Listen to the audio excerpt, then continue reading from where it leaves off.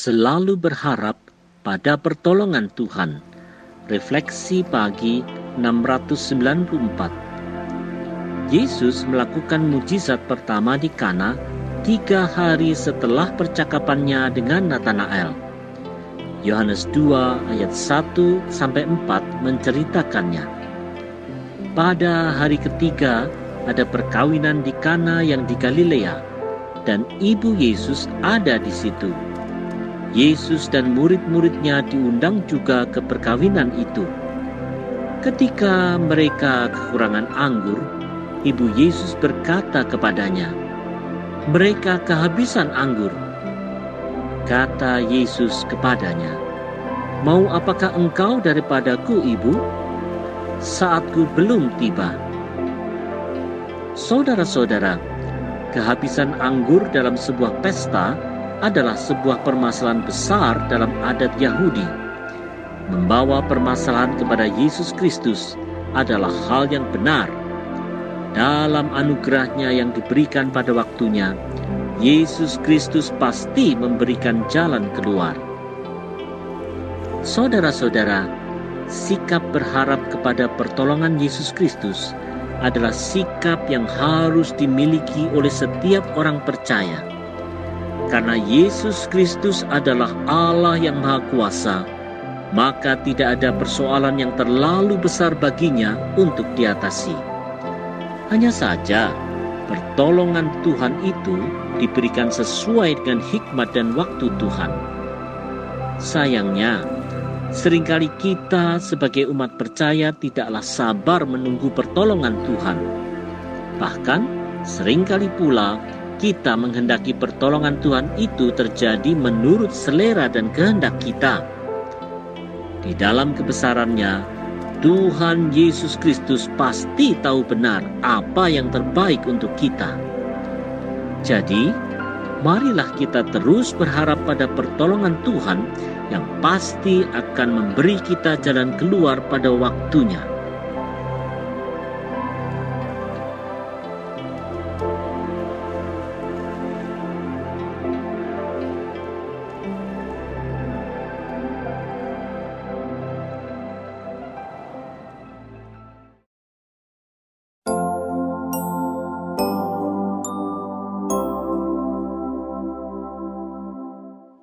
Belajar menuruti perintah Kristus.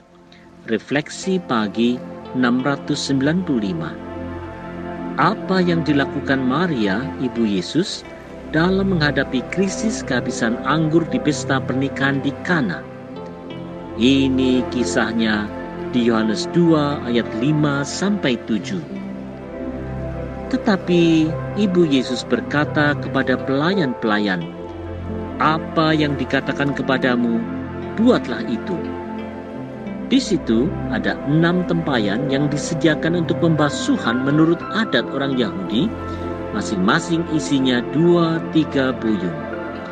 Yesus berkata kepada pelayan-pelayan itu, "Isilah tempayan-tempayan itu penuh dengan air," dan mereka pun mengisinya sampai penuh. Saudara-saudara, Maria percaya bahwa mujizat bisa terjadi bila para pelayan setia mengikuti perintah Yesus, percaya pada kuasa Yesus Kristus, dan bertindak sesuai perintahnya memang sikap terbaik untuk mengalami kuasa Allah. Saudara-saudara, Yesus Kristus adalah Sang Firman, yaitu Allah sendiri yang menjelma dalam wujud manusia. Karena dialah Allah, maka Yesus Kristus tahu betul apa yang terbaik untuk dilakukan dalam menghadapi segala persoalan dan tantangan. Tidak ada persoalan yang terlalu sulit bagi Kristus yang tidak dapat diselesaikan. Inilah sikap iman yang harus ada pada setiap orang percaya. Hanya di dalam Kristus dan melalui Kristus saja orang percaya dapat menjalani kehidupan yang terbaik. Oleh sebab itu, wahai orang percaya di Indonesia, jangan bimbang dan ragu dalam menaati perintah Kristus. Tetaplah percaya padanya dalam menghadapi segala tantangan kehidupan. marilah kita belajar setia dalam berpikir dan bertindak sesuai perintah Kristus.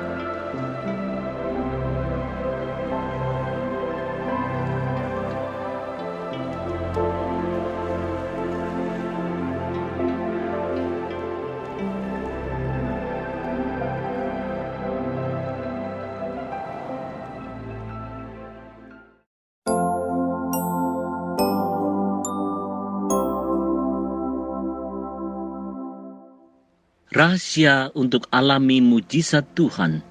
Refleksi pagi 696. Apa yang terjadi setelah para pelayan di Kana menaati perintah Yesus untuk mengisi 6 tempayan pembasuhan dengan air? Ini kisahnya di Yohanes 2 ayat 8-10. Lalu kata Yesus kepada mereka, "Sekarang cedoklah dan bawalah kepada pemimpin pesta." Lalu mereka pun membawanya. Setelah pemimpin pesta itu mengecap air yang telah menjadi anggur itu, ia memanggil mempelai laki-laki dan berkata kepadanya, "Setiap orang menghidangkan anggur yang baik dahulu, dan sesudah orang puas minum, barulah yang kurang baik. Akan tetapi engkau menyimpan anggur yang baik sampai sekarang." Saudara-saudara, menaati perintah Yesus Kristus adalah kunci bagi orang percaya untuk mengalami mujizat Allah.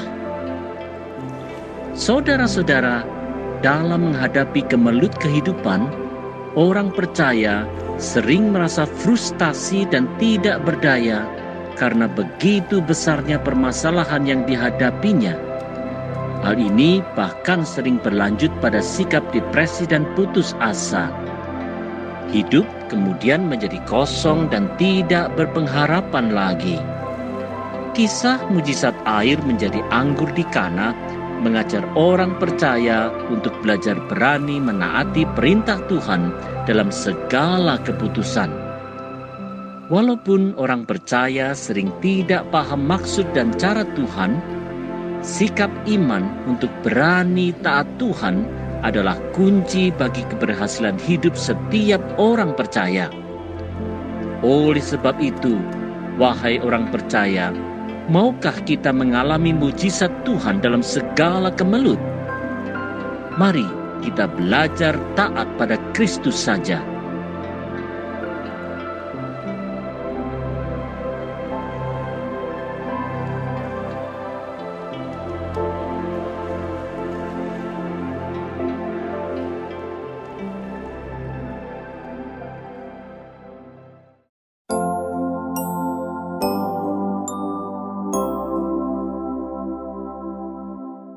Bukan mengejar mujizat semata. Refleksi pagi 697. Apa peran mujizat dalam pelayanan Yesus? Mari lihat penjelasan Rasul Yohanes di Yohanes 2 ayat 11. Hal itu dibuat Yesus di Kana yang di Galilea sebagai yang pertama dari tanda-tandanya, dan dengan itu ia telah menyatakan kemuliaannya, dan murid-muridnya percaya kepadanya. Saudara-saudara, mujizat yang dilakukan Yesus Kristus di Kana merupakan yang pertama dalam pelayanannya. Mujizat merupakan tanda keilahian Yesus. Mujizat juga merupakan pernyataan dari kemuliaan Kristus sebagai anak Allah yang berkuasa. Karena itu, seperti murid-murid Kristus yang semakin dekat Kristus, maka mujizat seharusnya mengantarkan orang untuk makin percaya Kristus dan bukannya malahan mengejar mujizat semata.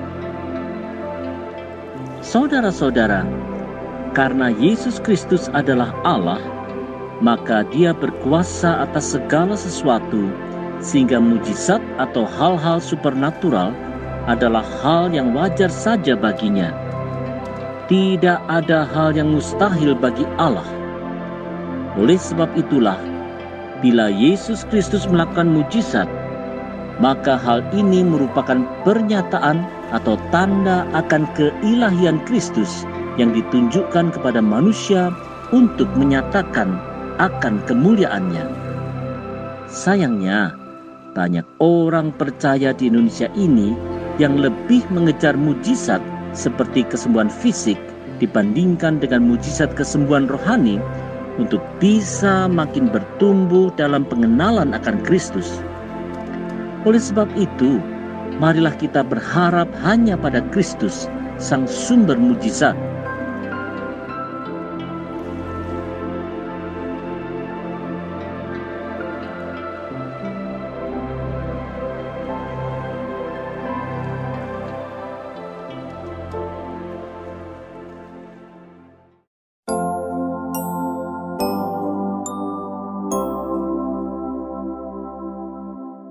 Mengikut walaupun belum percaya.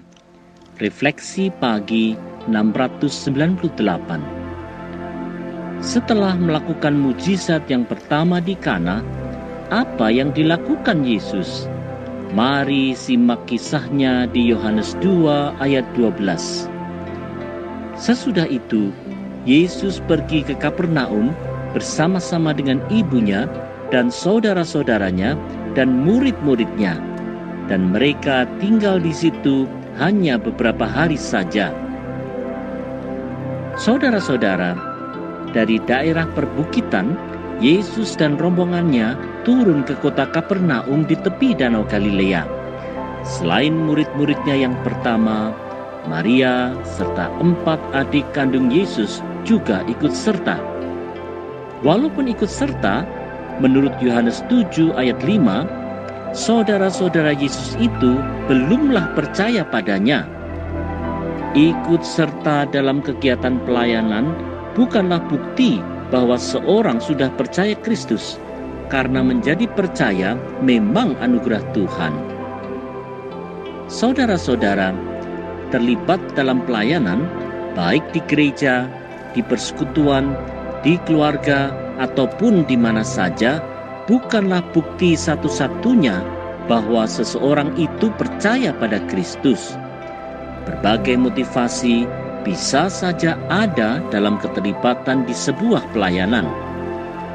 Seperti saudara-saudara Yesus yang dulu mengikuti Yesus tanpa disertai iman percaya padanya, demikian juga orang pada masa kini. Karena ada motivasi lain, misalnya untuk mendapatkan uang, jodoh, teman, atau popularitas, seseorang bisa saja ikut terlibat aktif dalam sebuah kegiatan pelayanan. Walaupun di dalam anugerah Tuhan ini bisa menjadi cara untuk mengenal Kristus, tetapi kita perlu juga mewaspadainya supaya pelayanan tidak terselewengkan. Mari mawas diri.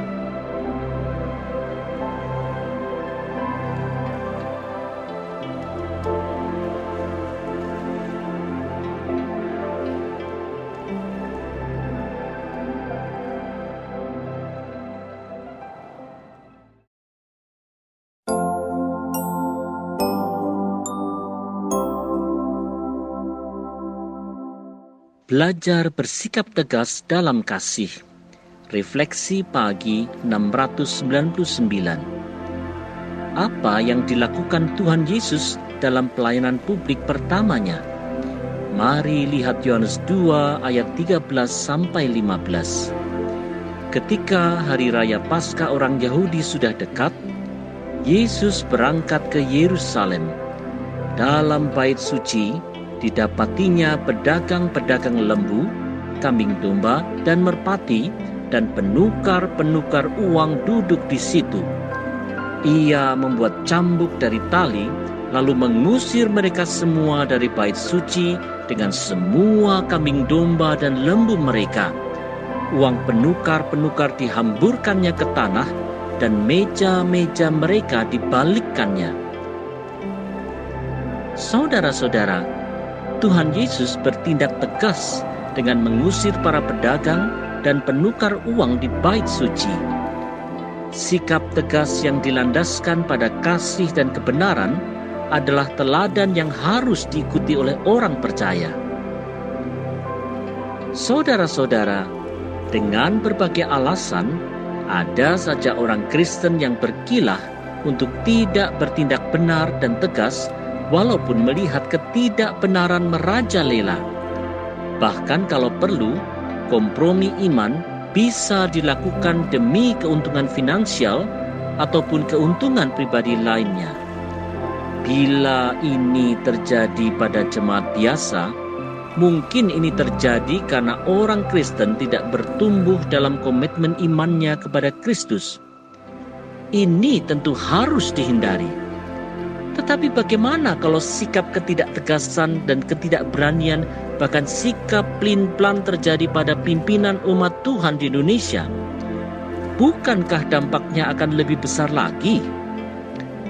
Oleh sebab itu, marilah kita semua secara bersama-sama saling mendorong untuk bertumbuh dalam Kristus. Ayo.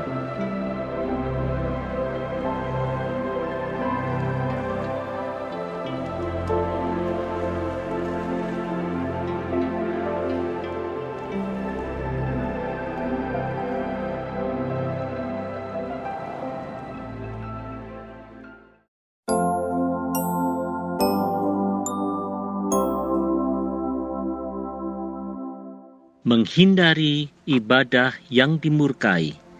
Refleksi pagi 700.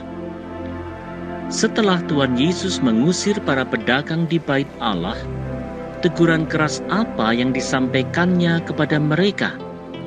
Mari dengar teguran Yohanes 2 ayat 16 dan 17. Kepada pedagang-pedagang merpati, ia berkata, "Ambil semuanya ini dari sini. Jangan kamu membuat rumah Bapakku menjadi tempat berjualan." Maka teringatlah murid-muridnya bahwa ada tertulis, "Cinta untuk rumahmu menghanguskan aku."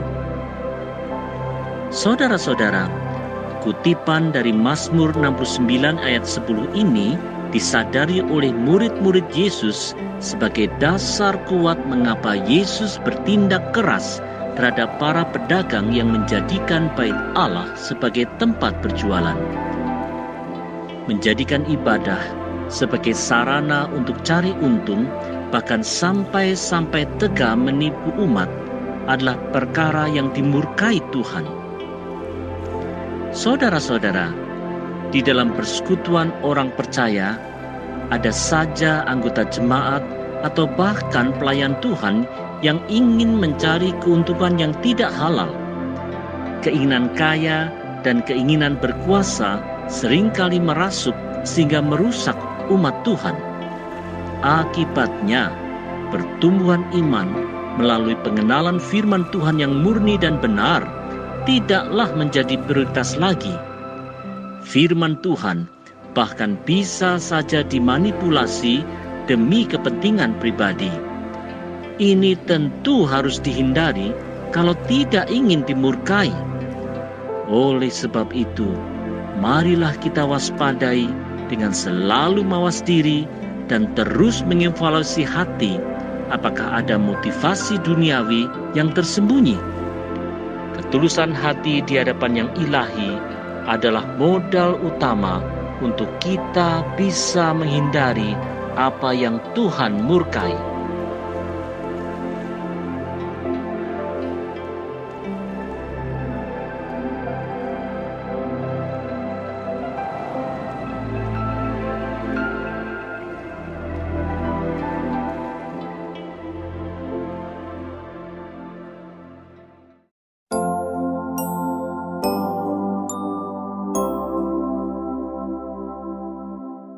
Memberitakan karya Kristus. Refleksi pagi 701. Setelah Yesus Kristus mengusir para pedagang yang berjual beli di bait Allah, apa tanggapan orang-orang Yahudi terhadap Kristus? Mari lihat kisahnya di Yohanes 2 ayat 18 dan 19. Orang-orang Yahudi menantang Yesus, katanya, "Tanda apakah dapat engkau tunjukkan kepada kami bahwa engkau berhak bertindak demikian?" Jawab Yesus kepada mereka, "Rombak bait Allah ini, dan dalam 3 hari Aku akan mendirikannya kembali." Saudara-saudara, orang Yahudi yang menentang Yesus menantangnya dan mempertanyakan haknya untuk mengusir para pedagang di bait Allah. Secara kiasan, Yesus menjawab dengan nubuatan akan kematian dan kebangkitan Sang Bait Allah, yaitu dirinya setelah 3 hari. Saudara-saudara, Yesus Kristus mempunyai hak dan kuasa penuh atas bait Allah, karena bait Allah itu bukan sekedar bangunan semata, tetapi bait Allah adalah lambang perwujudan Allah di dunia ini. Bait Allah yang sejati adalah Yesus Kristus sendiri. Dia adalah anak Allah yang mati dan bangkit pada hari yang ketiga demi keselamatan manusia. Tanda kebangkitan Kristus ini adalah tanda yang menunjukkan hak Kristus atas semua ciptaan Allah. Oleh sebab itu, wahai umat percaya di Indonesia, marilah kita bersama-sama meninggikan Yesus Kristus dan memberitakan karya penebusannya. Berita kematian dan kebangkitan Kristus demi menebus dosa manusia adalah kabar baik yang harus diberitakan selalu. Ayo beritakan.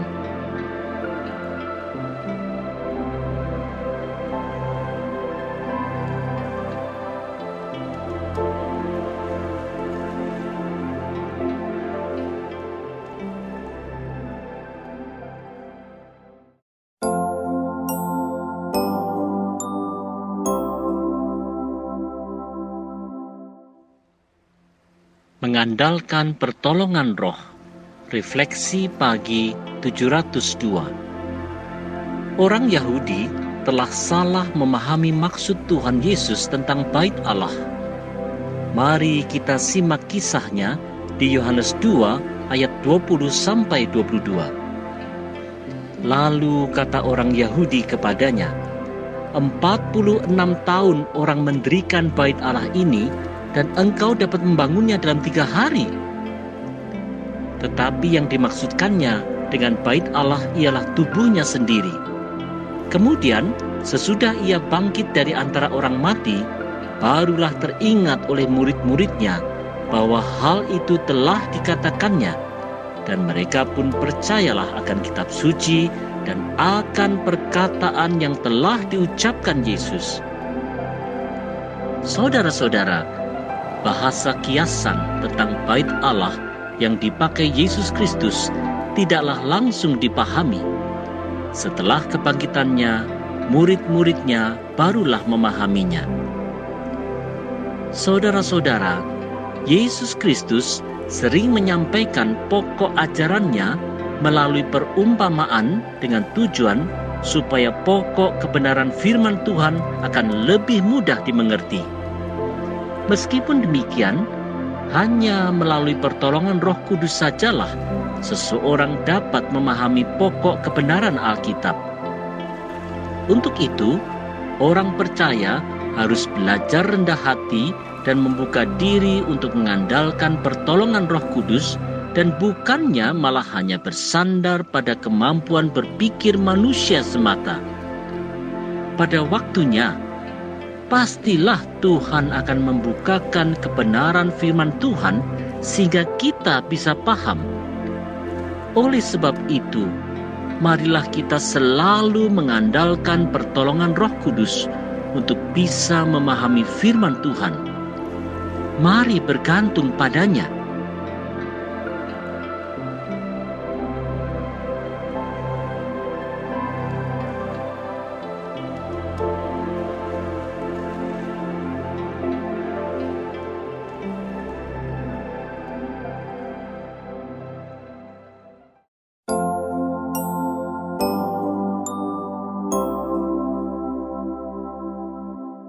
Tidak mencari perkenanan manusia semata. Refleksi pagi 703. Bagaimana sikap Yesus terhadap mereka yang mengaku percaya karena melihat tanda-tanda mujizat? Yohanes 2 ayat 23-25 menceritakannya. Dan sementara ia di Yerusalem selama hari raya Paskah, banyak orang percaya dalam namanya karena mereka telah melihat tanda-tanda yang diadakannya. Tetapi Yesus sendiri tidak mempercayakan dirinya kepada mereka karena ia mengenal mereka semua dan karena tidak perlu seorang pun memberi kesaksian kepadanya tentang manusia, sebab ia tahu apa yang ada di dalam hati manusia. Saudara-saudara, Tuhan Yesus tahu betul isi hati manusia, sehingga Dia tidak mempercayakan dirinya pada manusia. Melayani untuk mencari perkenanan manusia memang bisa menjerumuskan. Saudara-saudara, betapa seringnya kita sebagai orang percaya menjadikan perkenanan manusia sebagai standar dalam pelayanan. Akibatnya, pelayanan yang seharusnya ditujukan untuk kemuliaan Tuhan justru bergeser kepada upaya untuk mencari pujian manusia. Kesuksesan sebuah pelayanan kemudian dilandaskan semata-mata kepada jumlah like atau jumlah orang yang menyukainya. Pelayanan Kristen akhirnya tidak lagi untuk mencari kemuliaan Tuhan, tetapi untuk mencari popularitas diri semata. Marilah kita mewaspadai dan menghindari kecenderungan hati yang hanya mencari kemuliaan diri sendiri saja. Marilah kita memeriksa hati dan pikiran kita supaya jangan sampai kita terjerumus. Marilah kita bertobat dari jalan sesat.